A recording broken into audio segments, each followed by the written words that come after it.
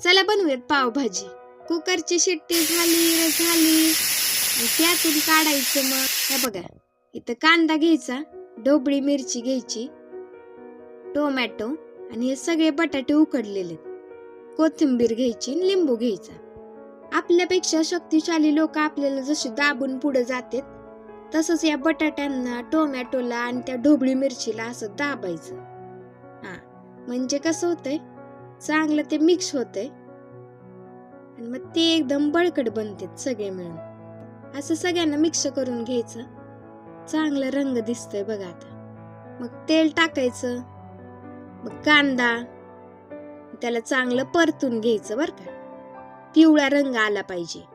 पिवळसर रंग आला की मग ते कांदा जरा चांगला लागतोय. मग हे सगळं सारण त्यात टाकायचं. हळूहळू